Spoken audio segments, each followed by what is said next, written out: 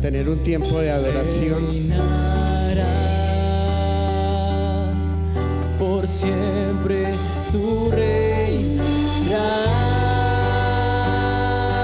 Vamos a declarar su presencia en este lugar. Nuestro Dios.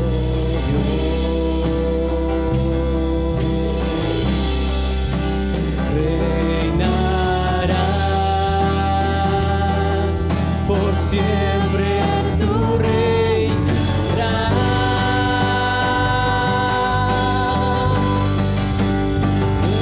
Nuestro Dios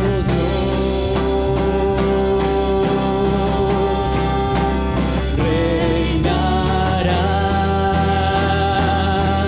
por siempre, tu reinarás.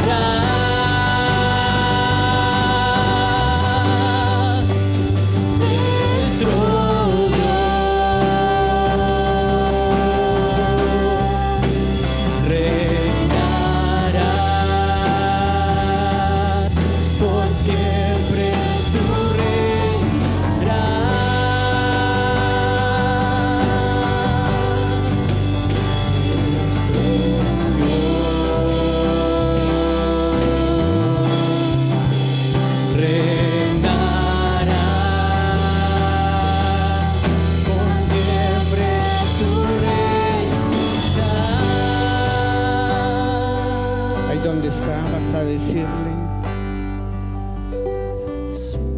que el que reina sobre todas las cosas es nuestro Dios. Tú eres el Dios nuestro en todo tiempo, en todo lugar, en todo momento, en toda circunstancia.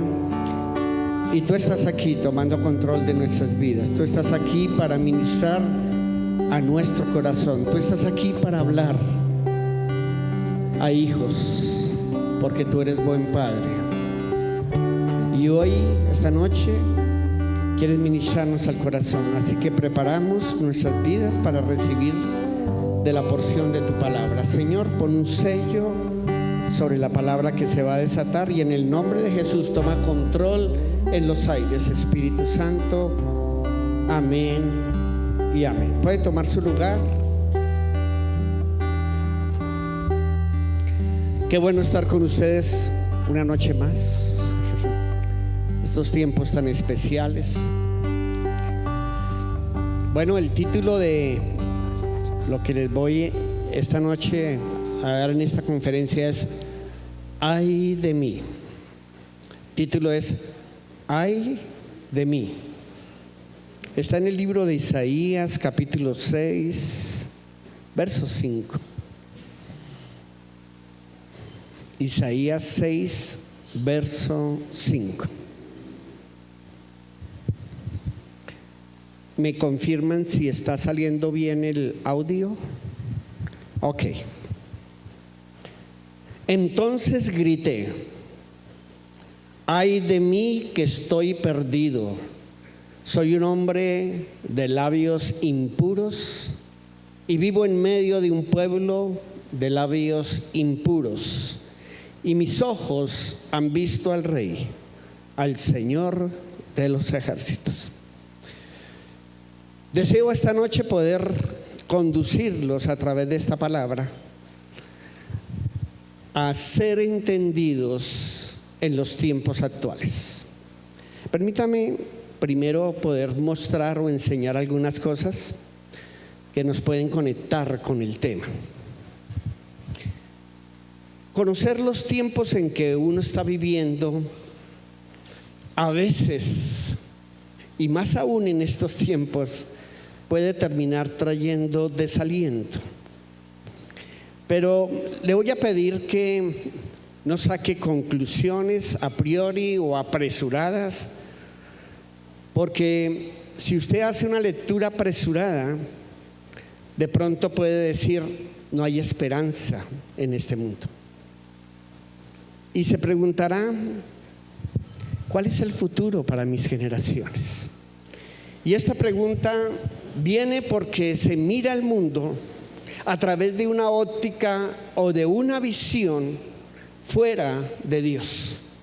Pero cuando uno empieza a verlo con la óptica de Dios, todo cambia. Cuando Dios irrumpe en alguna atmósfera, en algún lugar, con su palabra, con su espíritu, con su presencia, entonces y solo entonces, cuando Él irrumpe, todo cambia. Así que, ¿por qué no damos una vuelta al mundo? Miramos un poco todo lo que se vive actualmente. Voy a dar algunas cosas rápidamente porque recorrer el mundo en unos cuantos minutos es bien difícil, pero lo voy a intentar hacer, ¿ok? Voy a darles algunas noticias y algunas cosas que ustedes conocen, pero que nos van a poner en contexto. La ONU, para el año entrante, ya dijo que se necesita crear 80 millones de nuevos puestos de trabajo. 80 millones. Hay otro dato que estuve mirando y tiene que ver con el tiempo que se trató en duplicar los habitantes de la Tierra. Desde el siglo I hasta el siglo XVI, en 15 siglos se pudo duplicar los habitantes de la Tierra. Eran 250 millones y al siglo XVI éramos 500 millones. Pero quiero decirles cómo va creciendo tan rápidamente, de una manera exponencial, que después de pasar tantos años, que eran 1500 años, en solo 400 años, de 500 pasamos a 3.000 millones de habitantes. Pero más aún, después de eso, en solo 63 años, ya somos 8.000 millones en el mundo. Como puede ver, el crecimiento exponencial nos lleva a algo, y esa es la cifra que ya en este momento lanzaron para el año 2050. En vez de 8.000 que somos hoy, seremos 16.000 millones. ¿Cómo va el crecimiento? Ok. Sumémosle a esto algunas noticias como lo que es asentamientos y pobreza a nivel mundial. Según estadísticas, se está duplicando por año el número de pobres. Y un escritor que usted conoce, Ernesto Sábato, en uno de sus libros escribió que Occidente, porque hay dos zonas que son características en el globo terráqueo, el Occidente y el Oriente, que todo lo que es el Occidente tiene movilidad social y que todo lo que es el Oriente no la tiene. Y lo decía porque en India se nace dentro de una casta y se muere dentro de esa casta. Y allí les venden la idea a la gente que cuando ellos reencarnen es que pueden subir a otro nivel. O sea, usted nace en estrato 1 y se quedó hasta que muere en estrato 1. Y dicen que la reencarnación ya puede ser estrato 2. Eso es en el Oriente. Pero en el Occidente tienen otra ideología. Los padres pueden nacer y tener una vida donde no tuvieron educación, son analfabetas en un momento dado, pero trabajan para que su hijo sea un profesional y terminan haciéndolo un médico, pasándolo del estrato 1 al estrato 4, y después los hijos, esos médicos, quieren hacer lo mismo con sus hijos y llevándolos a otro nivel. Y eso es lo que llaman movilidad social. Y dice que eso está en el Occidente, pero el mundo sigue cambiando.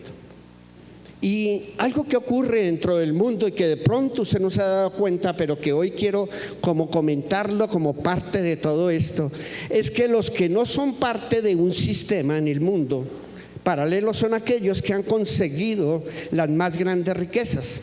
Entonces ellos crean un submundo por encima del mismo mundo para con su poder controlar este mundo.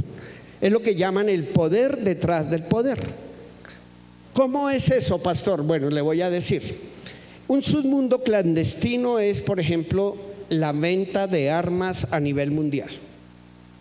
¿Usted sabía que ese submundo maneja $2 millones diarios en venta de armas? Estoy hablándole de 10.000 millones de pesos diarios. Eso es un submundo que controla. Es como la droga, por ejemplo. La droga a nivel mundial, muchos no conocen los números, pero ella financia gobiernos, ella compra conciencias. porque tiene más de 150 millones de consumidores en todo el mundo. Y ese es un mundo, entrega al mundo 20 millones de adictos por año, extra a lo que hay. O sea, hay nuevos 20 millones cada año. El submundo clandestino, por ejemplo, de la venta de órganos o de la trata de blancas. Y para no ir lejos, hay una industria clandestina que es la industria del aborto.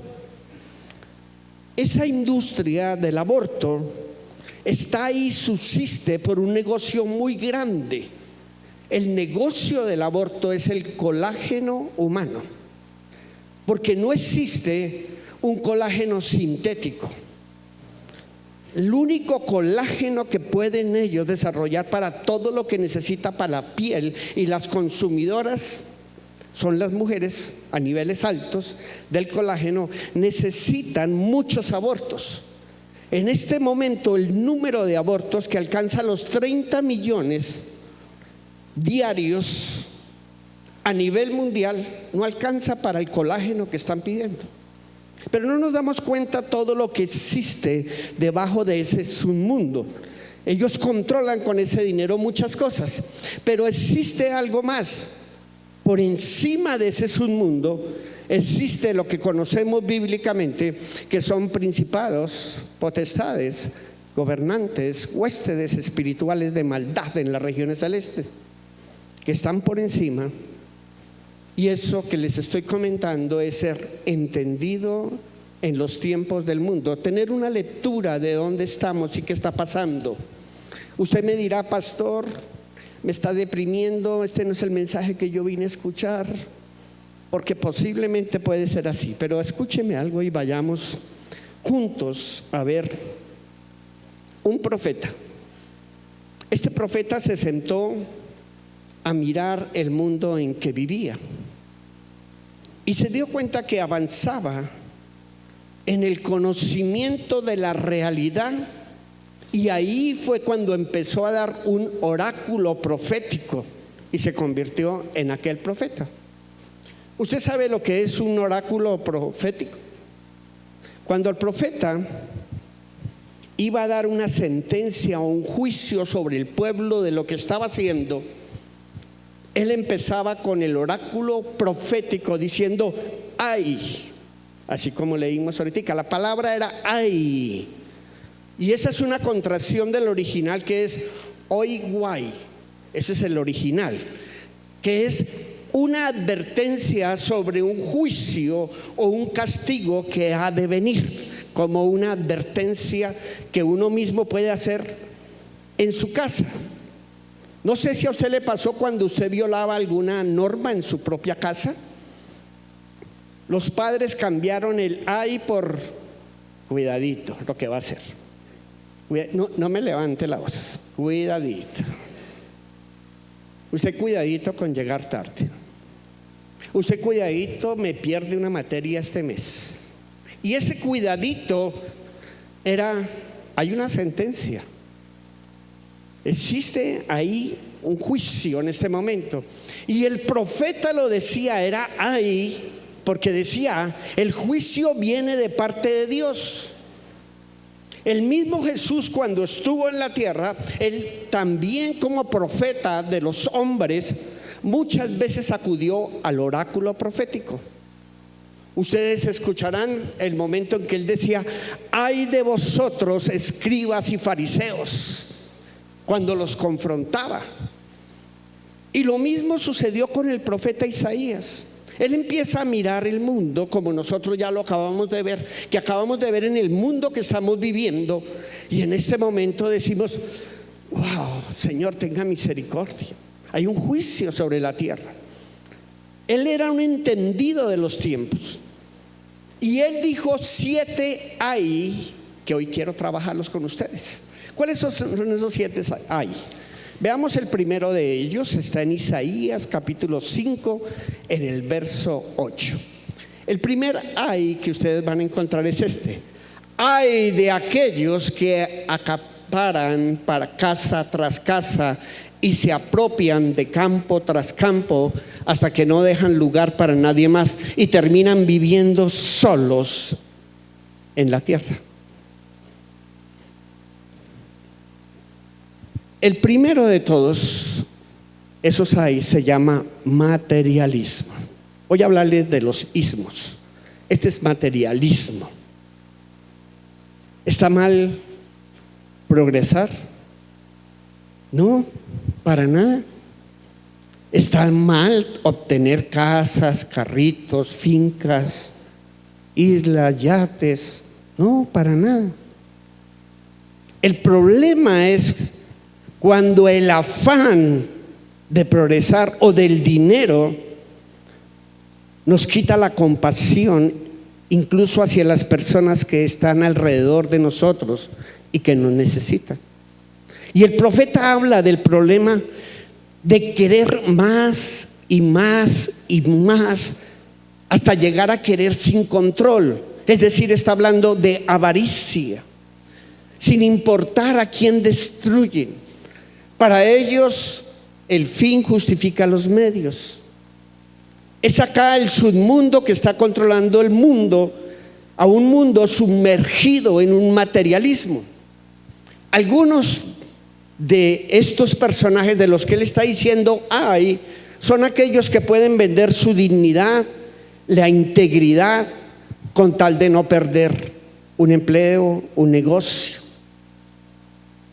Y venden principios. Y por eso Isaías pronuncia un juicio contra el materialismo y lo que quieren más y más por avaricia. Ese es el primero de los hay. ¿Qué más encontramos a través de la manera de conocer los tiempos en la sociedad del profeta Isaías, que lo podemos aplicar al día de hoy? Lo segundo, Isaías 5:11.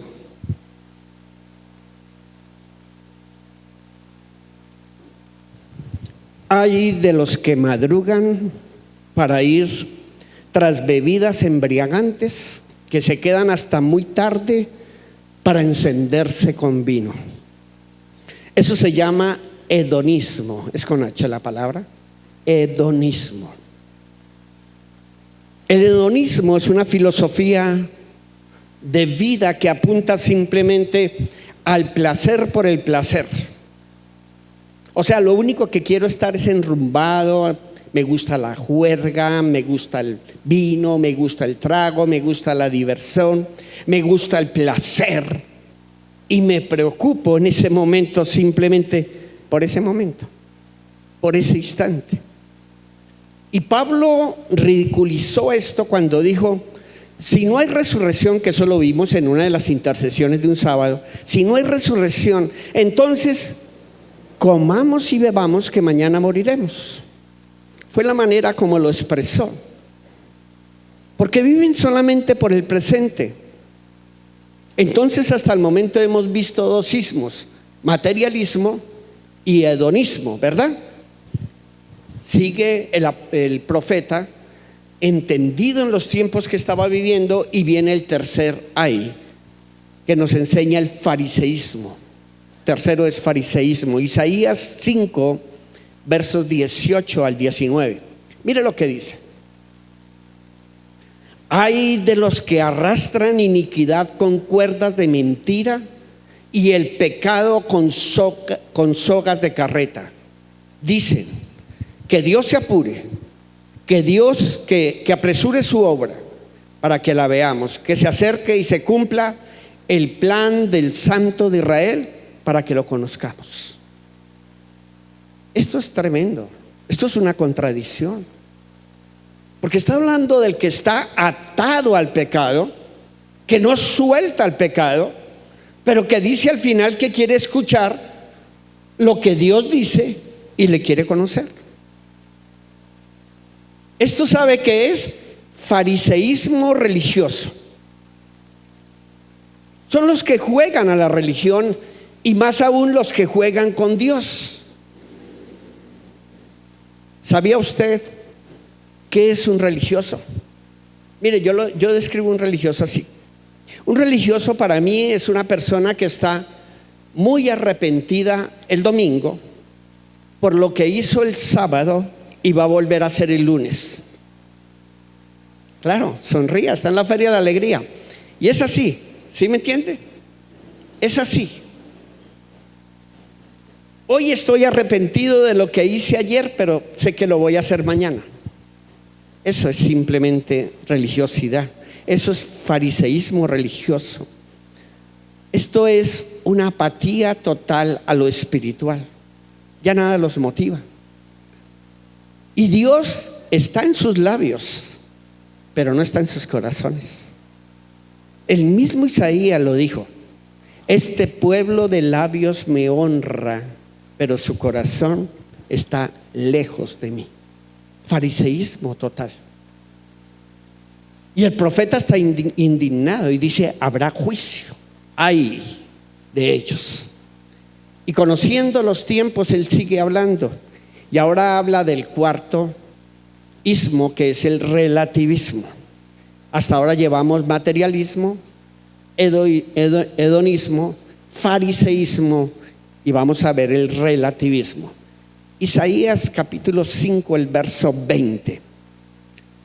Hay de los que llaman a lo malo bueno y a lo bueno malo, que tienen las tinieblas por luz y la luz por tinieblas, que tienen lo amargo por dulce y lo dulce por amargo.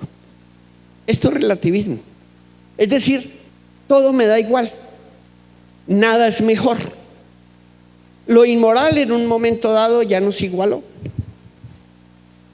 O como decía alguien por ahí, da lo mismo ser cura, colchonero, rey de bastos o transgresor. Da lo mismo un burro que un gran profesor. Es así. El relativismo que ha hecho, el relativismo ha sacado la palabra verdad. Escuche esta parte tan importante. Hoy en día todo es relativo. Lo único absoluto es que todo es relativo. Así lo manejan ellos. Y nos están llevando a nosotros que la única verdad absoluta es que todo es relativo. Lo cual es totalmente absurdo, incoherente. Porque ahora, ¿qué nos dicen? Nos dicen que la sexualidad es autopercibida, más o menos nos dicen eso. O sea que la sexualidad no está dada por los genes, sino que ella está dada por algo totalmente diferente, por lo que se percibe. O sea que la sexualidad es lo que yo digo que yo soy. Con facilidad viene alguien y me dice: pastor, es que yo me percibo mujer. Mire, todos mis genes, todo mi ser, todo mi célula está gritando que yo soy un hombre, pero yo me percibo mujer. Es que eso es lo que está pasando. Pero perdónenme lo que les voy a decir. Yo nunca he visto un perro convertido en perra.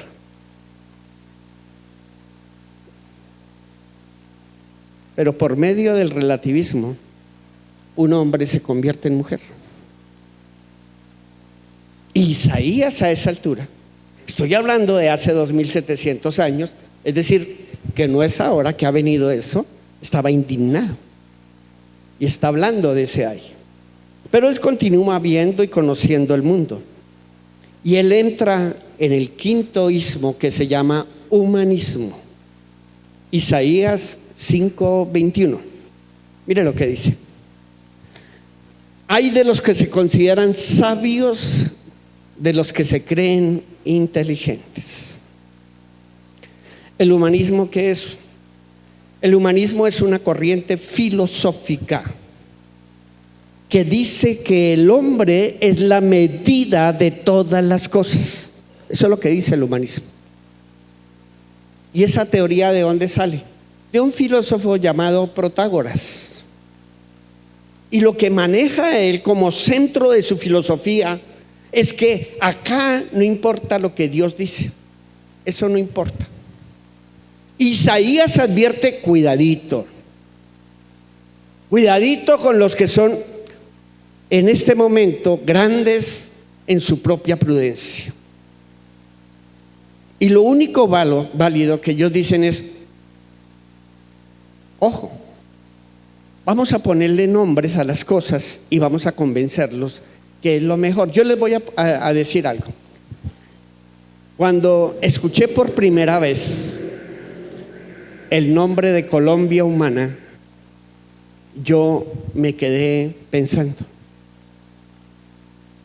Y en ese mismo instante entendí que era Colombia sin Dios.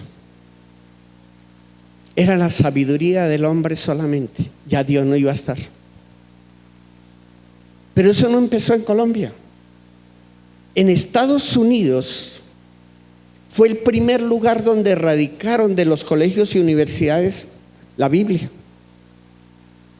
Fue el primer lugar donde la sacaron. Que Dios no estuviera en las escuelas. Hay un libro que no es cristiano. No vaya a decir después, el pastor me recomendó ese libro.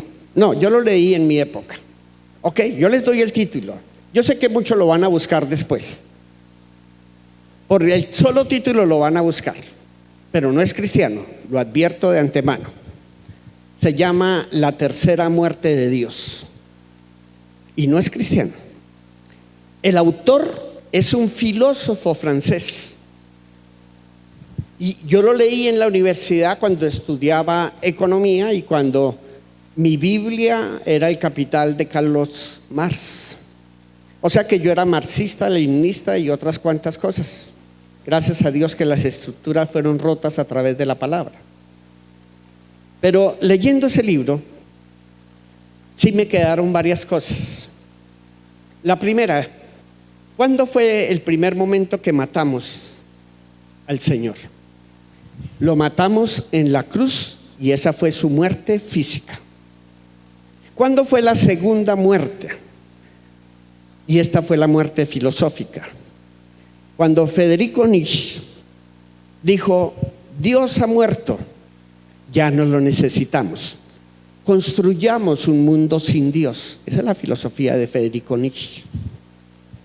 Y ahí lo matamos con argumentos filosóficos e ideas que se quedaron en las universidades, donde ya los jóvenes no entienden quién es Dios.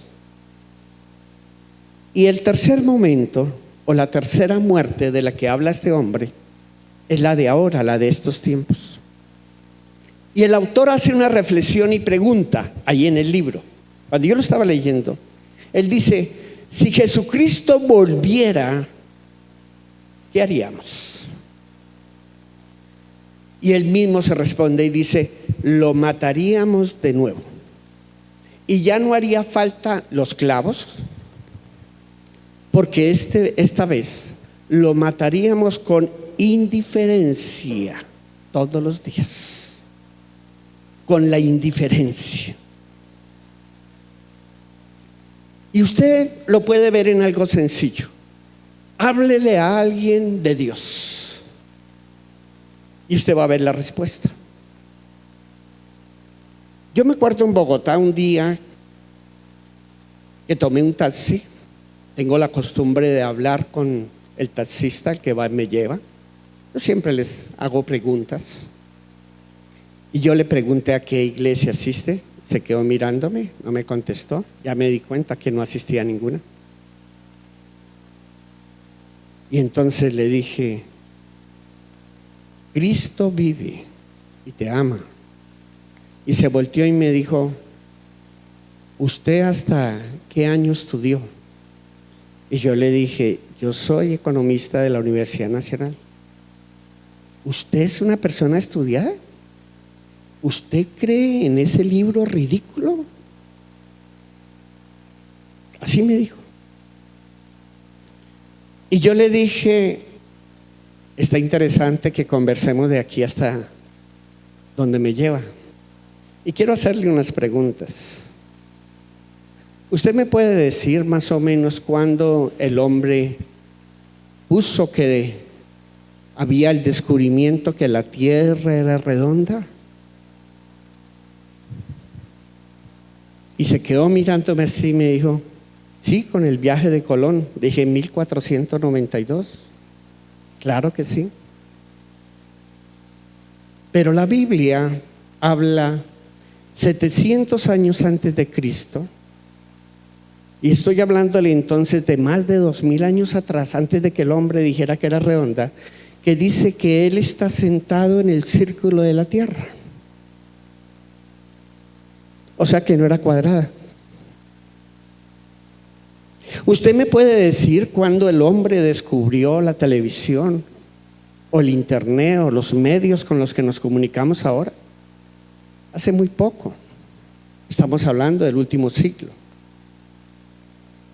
Pero la Biblia dice que cuando vean al Señor descender todos al mismo tiempo, ¿está hablando de qué?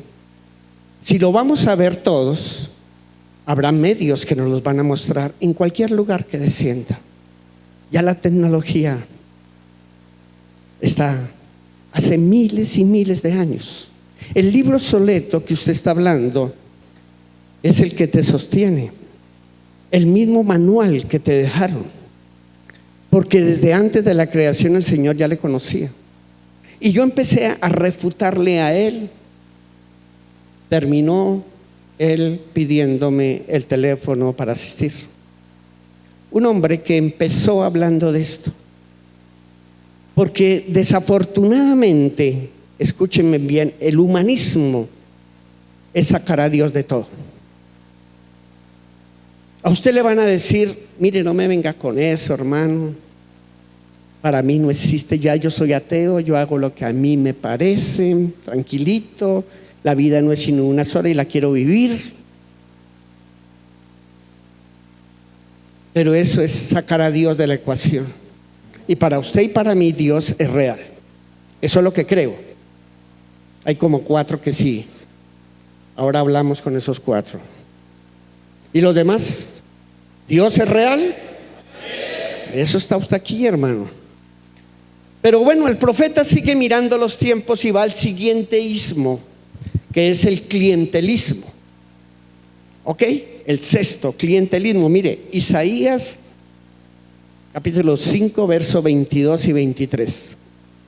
Hay de los valientes para beber vino, de los campeones que mezclan bebidas embriagantes, de los que por soborno absuelven al culpable y niegan sus derechos al inocente. Eso no está pasando actualmente, ¿ok?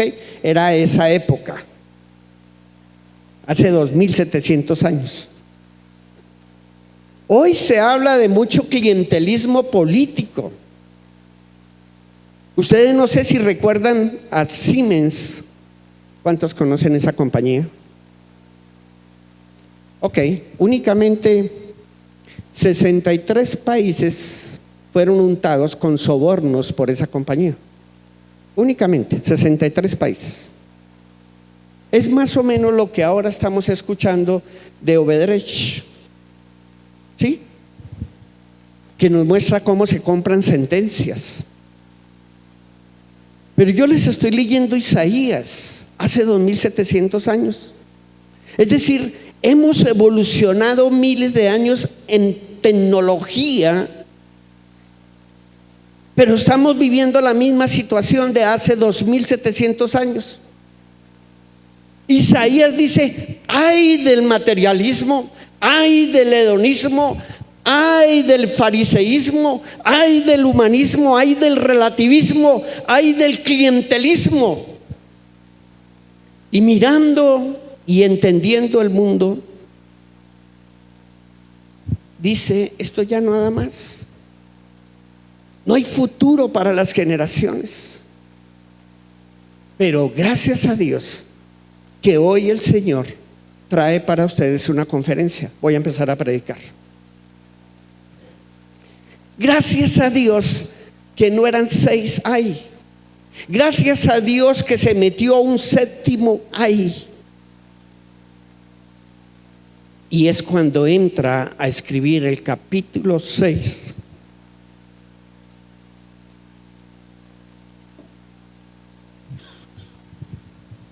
Capítulo 6 de Isaías.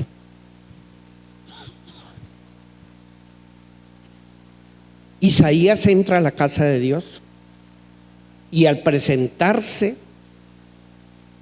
dentro de la casa de Dios, Isaías, de ver la santidad de Dios, cae de rodillas y dice: ¡ay de mí, que soy hombre muerto! Ahí comienza el séptimo ay. ¡Ay de mí! Mírenlo en Isaías 6:5, que yo lo empecé leyendo.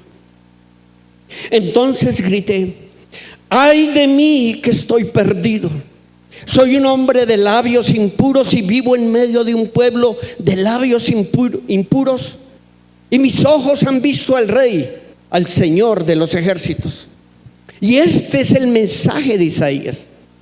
Este es el mensaje de un hombre entendido en sus tiempos, como debemos estar nosotros en los tiempos de ahora. Este es un mensaje que no produjo absolutamente nada en la sociedad, en la cual él estaba dispuesto a decir: ay de los otros, y juzgaba con su dedo, sino que entró a la presencia de Dios y todo cambió cuando él dijo: ay de mí. Cuando se dio cuenta que el verdadero cambio empieza cuando yo puedo ser confrontada con mi propia realidad. Isaías estaba desilusionado por todo lo que había visto en el mundo. Él tenía ya un gran pesimismo. Pero la perspectiva del mundo cambia cuando él entra en la presencia de Dios. Y mire lo que pudo ver. Capítulo 6, verso 1 en adelante. El año de la muerte del rey Usías, vi al Señor sentado en un trono alto y excelso. Las orlas de su manto llenaban el templo. Por encima de él había serafines, cada uno de los cuales tenía 6 alas. Con 2 de ellas se cubrían el rostro, con 2 se cubrían los pies y con 2 volaban. Y se decían el uno al otro: santo, santo, santo es el Señor de los ejércitos. Toda la tierra está llena de su gloria. Aquí es donde usted tiene que ver que está la respuesta. El profeta está en la presencia de Dios y lo primero que al profeta le impacta es la vestimenta. Porque en la época que él estaba escribiendo, en esa época, en las cortes de los reyes, se destacaba la importancia de la vestimenta del rey. Y él vio la ropa que se estaba colocando, que tenía, que era imponente. Y él pudo ver los vestidos que rodeaban todo el trono, que cubrían todo el templo. Y ahí ve como si el cielo se abriera y se encuentra con el Rey de Gloria, lleno de majestad. Por encima de él vio serafines y vio que los serafines cubrían sus rostros con 2 alas, cubrían sus pies y con 2 alas volaban. Y algo que nosotros debemos entender es que sencillamente Dios, de acuerdo al ambiente, crea las cosas. Él coloca plumas y alas a aquella ave que va a estar en los cielos. Él coloca escamas a aquel pez que va a estar en el agua. Y él allí, a los que iban a estar delante de la presencia de Dios por la eternidad, les da exactamente lo que necesitan para poder tapar sus ojos, su rostro, sus pies del resplandor de su gloria.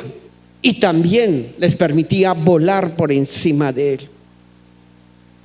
Y quiero decirle, el medio ambiente en que estaban los serafines era en la santidad de Dios. Ahí se encontraban y pudieron ver una luz admirable. Y mirando este cuadro, el profeta le llama la atención de que los seres angelicales tenían un solo cántico: santo, santo, santo es el Señor de los ejércitos. Toda la tierra está llena de su gloria. ¿Entendía el profeta la realidad de sus tiempos? Sí, ya la había conocido. Ya sabía que todo estaba mal. Ya sabía que había un caos. Ya había visto la injusticia, el egoísmo, el materialismo, etc. Él había visto todo lo malo. Ya aún él no veía esperanza de vida para sus generaciones. Y de pronto ve que Dios no ha perdido el control y que está sentado en su trono y que toda la tierra manifiesta su gloria. Está llena de la gloria de Dios. Y él dice, él sigue siendo el rey. Por eso en Isaías 33:3 él dijo, el Señor es tu juez, el Señor es tu legislador, el Señor es tu rey, Él mismo vendrá y te salvará. Nabucodonosor tuvo que aprender que el cielo gobierna la tierra. Tuvo que aprender que la última palabra la tiene Dios. Isaías, como profeta, había pronunciado juicios contra el pecado, pero ahora se encontraba atrapado en un reflejo de la santidad de Dios, de la majestad de Dios. Lo que miles de años fue recitado después en el libro de Apocalipsis estaba siendo recitado 2000 años atrás. Era lo mismo, porque en el libro de Apocalipsis dice igual: santo, santo, santo es el Señor. Toda la tierra está llena de su gloria, como las aguas cubren la mar. Y el profeta no se queda ahí, sigue diciendo en el verso 4 del capítulo 6, mire lo que dice: al sonido de sus voces se estremecieron los umbrales de las puertas y el templo se llenó de humo. Esta es la nube de la gloria de Dios. Y el profeta oye, el profeta ve, el profeta siente la presencia de Dios. Pero también se da cuenta que Dios necesita un instrumento que pueda llevar la gloria de Dios a las naciones de la tierra y que la saque de esas 4 paredes donde a él le permitió ver la visión. Y es ahí cuando viene este verso 5 con el que comencé. Es ahí cuando dice: ay de mí que estoy perdido. ¿Qué fue lo que pasó en ese instante? Que el mismo Isaías se puso bajo juicio. Se dio cuenta que había un dedo apuntando a muchos, pero que habían 3 dedos que lo habían estado apuntando a él, que le decían que el juicio empezaba en él. Y por eso dijo: soy hombre muerto, estoy perdido. Y es ahí en ese instante donde nace el gran profeta. Si usted se estudia el libro de Isaías, usted encuentra que en los 5 primeros capítulos hay una profecía diferente a la que él empieza a hacer a partir del capítulo 6, donde la misericordia y la compasión han venido a él, y donde profetiza de otra manera. Ahí nace el gran profeta Isaías. Hombres, a la iglesia se le encargó de llevar la gloria de Dios por todas las naciones de la tierra. Somos nosotros, pero eso requiere humillación delante de Dios y de su presencia. Porque usted y yo, sin el poder de Él, usted y yo sin la fuerza de Él, usted y yo sin la palabra de Él, nada podemos hacer. Es Él en nosotros. Pero necesitamos ser quebrantados. Debemos permitir que el corazón se quebrante. Porque solo aquel que ha podido estar en la santidad de Dios y que ha sido quebrantado, ese es el único que puede llevar como instrumento a otros a la santidad de Dios. Uno no puede desear ser instrumento de Dios si antes no ha sido quebrantado y si antes no ha estado en su presencia? Por eso Él dijo: soy un hombre de labios impuros, que vive en medio de un pueblo de labios impuros, y mis ojos han visto al Rey, al Señor de los ejércitos. Por primera vez Isaías tiene una imagen clara de dos cosas. La primera, quién es Dios, y la segunda, quién es Él. Usted tiene que conocer quién es Dios y quién es usted delante de Dios. Él estaba acostumbrado a confrontar lo que estaba afuera, el pecado de los demás. Pero él tuvo que ver que era necesario verse al interior, y que lo primero que tenía que confrontar, y que eso debe ser a diario en nuestras vidas, es lo que está dentro de nuestros corazones. Dios desea que nosotros vayamos a su presencia y que le digamos: yo también soy pecador. Que dejemos de estar mirando el pecado en otro y digamos: ¿qué hay de malo en mí? Me quiero humillar delante de ti. Los versos 6 al 7 dice: en ese momento voló hacia mí uno de los serafines. ¿En qué momento? En que él pudo reconocer su pecado, en que él se vio impuro, sucio delante de Dios, y traía en la mano una brasa que con unas tenazas había tomado del altar. Con ella me tocó mis labios y me dijo: mira, esto ha tocado tus labios, tu maldad ha sido borrada y tu pecado perdonada. Esa brasa estaba al rojo vivo. El ángel no la pudo tomar con sus manos, él tuvo que tomar una tenaza, dice. Y si estaba el rojo vivo, usted sabe lo que produce en los labios de una persona. Le llegó a los labios del profeta. Los labios, si usted estudia, es de los lugares donde las terminaciones nerviosas obtienen la mayor sensibilidad del ser humano. Y Dios los creó así porque es un lugar donde uno puede demostrar con sinceridad el amor a alguien, sin palabras, con un beso simplemente. Ahí en los labios fue colocada esa brasa. Y cuando lo coloca, le queda a él una marca para siempre. Y esa marca es la santidad al siervo de Dios. Muda inmediatamente nuestro lenguaje. Pero algo más aún: la brasa no fue colocada en otro lugar porque tenía que ser visible. La santidad tiene que ser visible. Si a usted se lo hubieran colocado en la espalda, una chaqueta cubre, no todo el mundo se da cuenta, pero en su rostro es lo primero que las personas pueden ver de usted. Y la santidad tiene que ser visible, por eso fue colocado ahí. El profeta llevaba muchos años como siervo de Dios, le había servido a Dios. El profeta ya era un hombre ungido, era un predicador.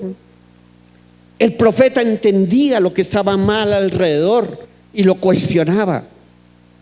Pero él mismo, a pesar de esa experiencia y de los años en el Señor, él mismo vio que necesitaba un nuevo toque de Dios. ¿Por qué no negamos nosotros a que venga el poder de la santidad de Dios? Porque Dios, cuando quiere hacer ese segundo toque, o por tercera vez un toque nuevo, quiere convertirte en un mensajero de Dios. El profeta se convirtió en el verdadero mensajero de Dios. El mensaje lo daba no solamente con las palabras que recibía del Espíritu, sino con el Espíritu que recibía las palabras. Era un verdadero mensajero de Dios. ¿Usted sabía que Dios no está esperando que el mundo cambie? Dios lo que está esperando es que cambien sus siervos. Dios espera un cambio en nosotros. Preguntamos cuándo el mundo va a cambiar. La respuesta es cuando la iglesia cambie. Nos hacemos pregunta: ¿cuándo la iglesia va a tener poder y autoridad sobre los gobiernos, sobre el mundo? Y yo puedo decirle esta noche, cuando tenga un profeta como Isaías, que la marca visible sea santidad de Dios. Esa es la búsqueda. Después de esto, Isaías queda conmovido. Y mire lo que dice el verso 8.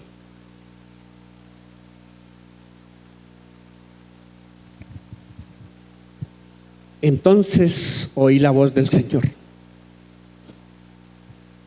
Yo le quiero decir algo el contexto de esta porción. Yo quiero que usted me entienda esta porción. Isaías se encontraba en una visión, en un lugar. Ya los ángeles habían puesto sobre él un carbón encendido. Ya tenía una marca de santidad. Y cuando se da cuenta, estaban reunidos Padre, Hijo y Espíritu Santo, hablando a los tres. Y ahí está hablando el Señor. Y el Señor le dice a Jesús y al Espíritu Santo: ¿a quién enviaré? ¿Quién irá por nosotros? Mire, la conversación no dice ¿quién irá por mí? ¿Quién irá por nosotros? Y el profeta respondió: aquí estoy, envíame a mí.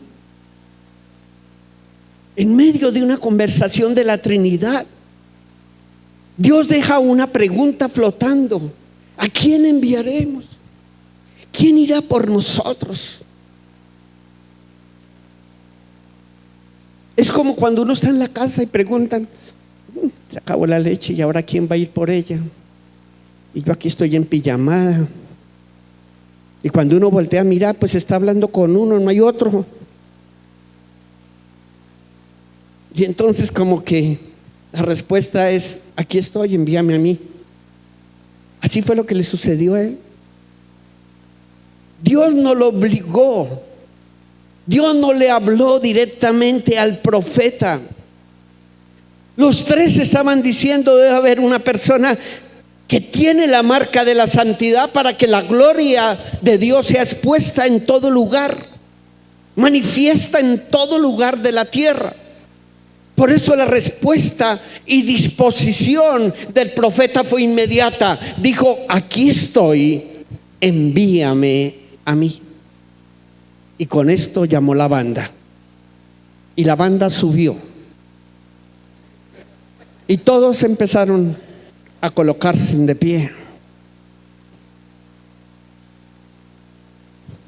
¿Cuántos esta noche son hombres? Usted puede decir: sí, yo soy pecador. ¿No? Wow, se ve la aureola de todos. Usted puede decir: yo también soy pecador. ¿Hay alguien que lo pueda decir? Yo no lo escucho. Usted también es pecador. Diga: yo también soy pecador. Señor, necesitamos un carbón encendido. Queremos salir de este lugar con una marca a la santidad, porque entiendo que la manifestación de tu gloria es a través de los hombres. Aquí estoy, envíame a mí. Sé que necesito un cambio. Sé que voy a quitar la mirada a partir de hoy de todos los demás que hayan fallado, y pediré un cambio para mi propia vida, Señor. Muda mi lenguaje, quita temores. Quiero un compromiso, Señor, porque esta noche mi llamado tiene un objetivo, un propósito: que renazca la esperanza de cada uno de nosotros, porque el Señor está sentado en el trono de la gracia, porque el Señor sigue siendo Rey, porque Él mismo vendrá Porque hay esperanza para el pecador tu gloria está y hay esperanza para la familia. nada más Hay esperanza para el que está esclavizado en drogas, en pornografía. Hay esperanza para esta nación. Pero cuando nos volvemos y nos humillamos, tú lo dijiste muy claro, tú no estás esperando que el mundo cambie. Y tú no has cambiado la palabra porque tú dejaste escrito: si mi pueblo, así dice la palabra, si Omar, si Carlos, si Alex, si Jesús, que llevan el mismo nombre, dice: si me humillo y oro y le busco y abandono mi mala conducta, dice, yo lo escucharé desde el cielo, perdonaré sus pecados y restauraré la tierra. Tú necesitas hombres que vengan al altar, hombres que se levanten en el poder del Espíritu Santo, hombres que quieran volver a ejercer el sacerdocio genuino como cristianos, hombres que quieran llevar una marca, la marca de la santidad. Le puede decir: aquí estoy, envíame a mí, Señor. Tendremos el poder y la autoridad para cambiar y gobernar el mundo. Tu gloria está aquí. Levante su adoración. Si tu gloria está aquí, Vamos, únase. nada más necesito. Si tu gloria está aquí, Pida que su gloria venga. nada más Levante sus manos. necesito. Tu gloria está aquí, Yo siento la presencia. nada más necesito. Él está aquí, Si tu gloria está pero Él quiere salir de esas cuatro paredes. nada más necesito. Que su gloria llene la tierra. Gloria está, Vamos, adórele. nada más necesito. Necesitamos esta noche Gloria, mover la esfera. nada más necesito. Si tu gloria está aquí, nada más necesito. Si tu gloria, nada más necesito. Si tu gloria está aquí, nada más necesito. Si tu gloria está aquí, nada más necesito.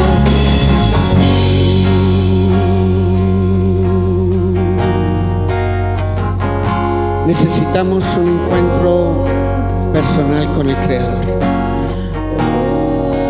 No sé cuál es la circunstancia que usted como hombre esté viviendo, pero si Dios hoy lo trajo a este lugar, Él quiere tener un encuentro personal con usted